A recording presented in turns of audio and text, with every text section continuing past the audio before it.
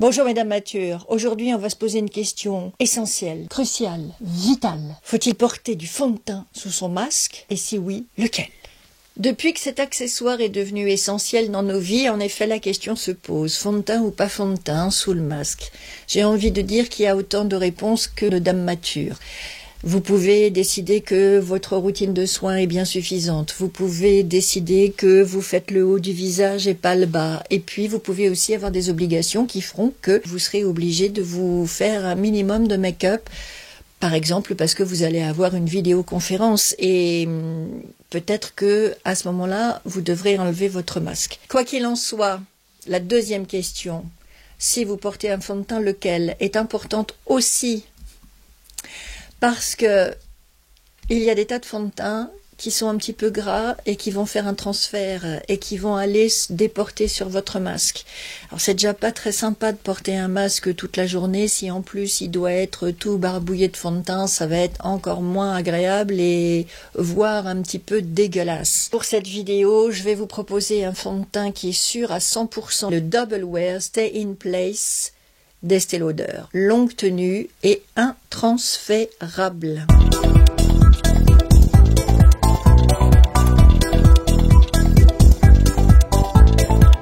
Avant d'attaquer le make-up, la petite routine soin. Alors d'abord, je vais venir appliquer cette petite solution à base d'huile de noisette et d'huile essentielle d'arbre à thé sur ce bouton qui s'est invité et qui est en train de cicatriser. Ensuite, cette petite eau cellulaire de l'Institut Estéderm, une eau qui hydrate, qui booste, qui est antioxydante et qui est énergisante. Je m'en vaporise. Ah, que ça fait du bien. Sur le visage, je laisse poser un petit peu. Pour mes yeux, je vais prendre cette Advanced Night Repair Eye d'Estée Lauder. Mon pot est presque fini, je suis en train d'aller racler au fond. C'est un des meilleurs produits que vous puissiez trouver à appliquer sur le contour de vos yeux avant de vous maquiller. Parce que ça va venir bien lisser et hydrater cette zone sensible et pleine de petits plis. Pendant que mon contour des yeux repose, je vais utiliser ce Mega Mushroom Relief and Resilience d'origine, ce sérum que vous connaissez déjà, qui est prévu pour les peaux sensibles. Il se présente comme ceci. Si vous avez déjà la peau sensible, il va venir la soigner. Si vous avez peur qu'elle le devienne à cause du port du masque, il va venir la protéger. Je vais appliquer mon baume de Nars généreusement. Et avant d'appliquer mon fond de teint, je vais utiliser cette crème de la marque Embryolisse. C'est une des crèmes préférées des make-up artistes partout dans le monde. C'est une crème qui hydrate et qui est parfaite comme base de maquillage. Je crois que là on est paré. On va pouvoir attaquer avec le fond de teint. Ça se présente dans ce petit flacon. Malheureusement, ils ne mettent pas de pompe chez Estée Lauder. Je ne sais pas pourquoi. Ils vous la vendent en accessoire à acheter en plus du fond de teint. Je trouve que c'est quand même un peu abusé. Mais bon, c'est comme ça. On prélève en tapotant pour essayer d'en prendre une fine couche pour commencer.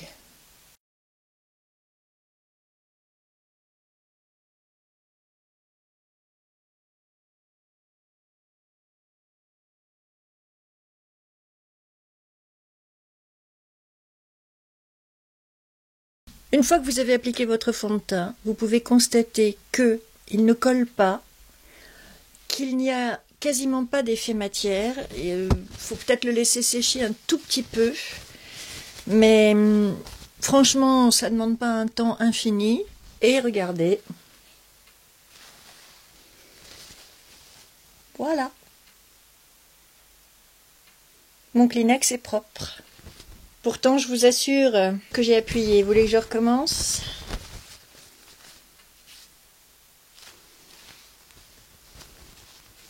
Voilà. Quasiment rien, par une toute petite tache ici. Je ne sais même pas si vous allez la voir à la caméra. Voilà pourquoi ce fond de teint est un must en ce moment à porter sous le masque. Parce qu'une fois que vous l'avez appliqué et qu'il a séché, Vous n'avez aucun effet matière sur le visage, aucune impression de produit trop gras, trop collant, et il est intransférable. On va maintenant passer aux corrections. Puisqu'on est dans Estée Lauder, je vais utiliser ce 2 en 1 Double Wear Instant Fix Concealer avec une partie sérum et une partie anti-cerne. Parce que là aussi, on est dans du Double Wear, donc a priori, quelque chose qui va bien tenir. Donc là, vous avez un produit qui s'appelle Hydra Prep que je vais venir appliquer sur le contour de mon œil et le contour de ma bouche. Parce que c'est quand même là que la peau va souffrir le plus. Donc on vient bien l'hydrater.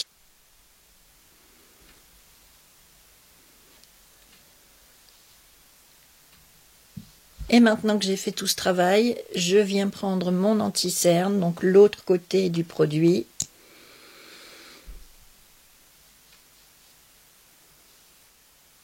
On va venir par ici.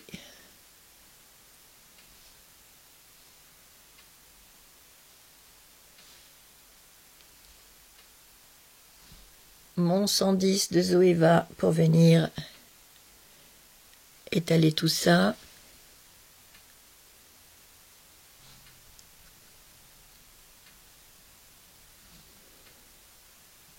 Et le 146 pour travailler mes cernes et mes ombres.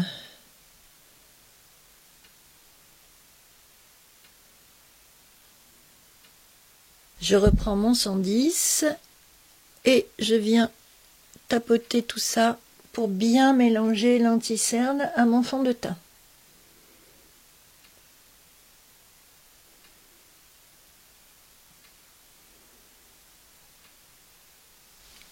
Même question pour le blush. Faut-il en mettre? Va-t-il se voir ou pas? J'ai pu constater que avec ces masques en papier jetable, vous avez quand même une partie des joues qui est découverte.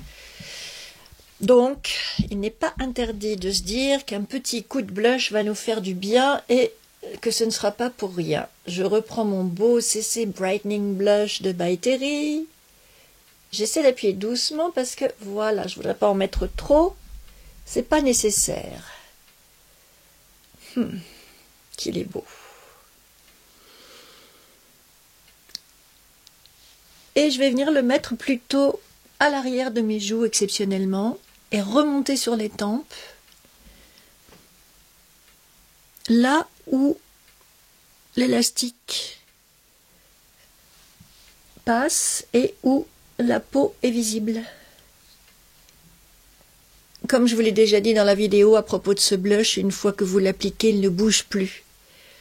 Alors, dans la série, on met des produits sans transfert qui résistent au port du masque. Le CC Brightening Blush, vous pouvez y aller aussi. L'axe de votre visage qui va être incontournable, c'est l'axe horizontal des sourcils. Vous avez remarqué que tout va être horizontal à partir de maintenant. Le masque qui vous fait 2 bandes parallèles au bas du visage, la racine des cheveux, les sourcils. Tout ce qui est vertical va être gommé. Je vous dirais donc que plus que jamais, le soin que vous allez apporter à vos sourcils va être important.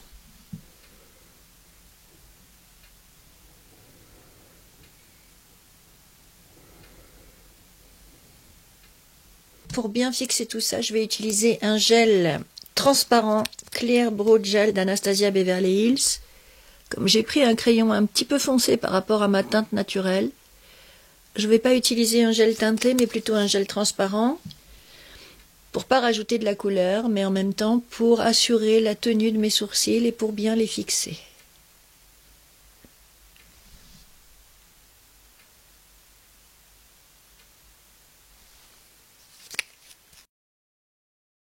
Pour maquiller mes yeux, j'ai sorti la palette Soft Glam d'Anastasia Beverly Hills. J'ai d'abord fait ma base avec une ombre légèrement orangée et je suis venue creuser mes paupières avec une ombre marron foncé. J'ai estompé l'ensemble,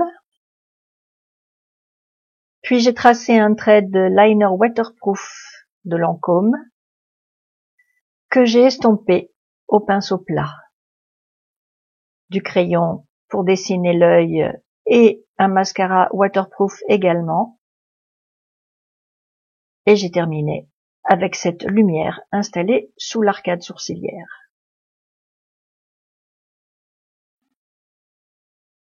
Je peux vous suggérer également d'appliquer une poudre bonne mine, comme cette poudre Givenchy.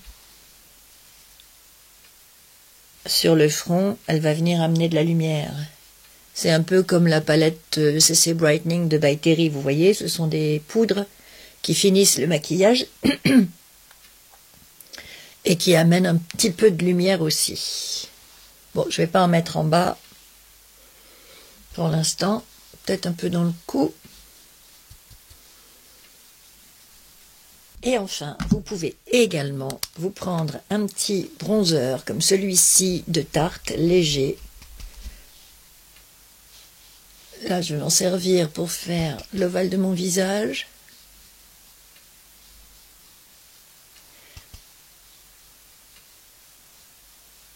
Et creuser mes joues.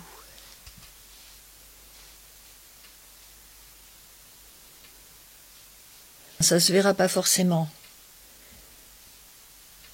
Mais c'est pour votre bien-être à vous. Si ça vous convient de vous faire un maquillage complet, sachant que la moitié du visage sera cachée par un masque, faites-le. Faites-vous plaisir, prenez soin de vous.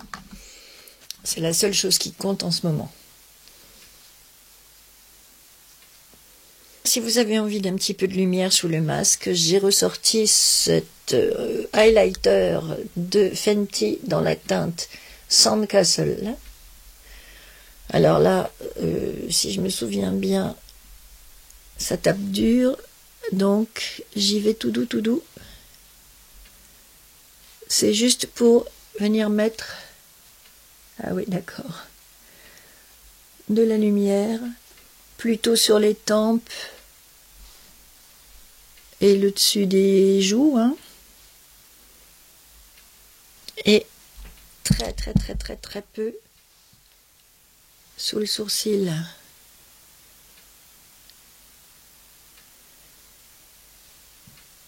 Restent les lèvres. Moi je trouve que le rouge à lèvres c'est toujours ce qui vient finir un beau make-up et qui vient vous donner une vue d'ensemble sur ce que vous avez fait.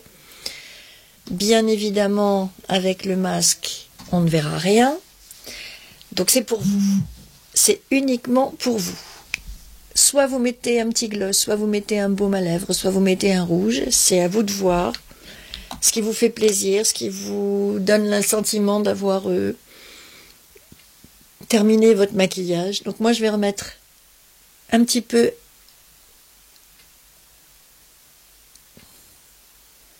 de bon baume Nars parce que je pense que sous le masque l'hydratation va être le geste absolument majeur et incontournable de votre nouvelle routine. Et je vais mettre ce gloss de Urban Decay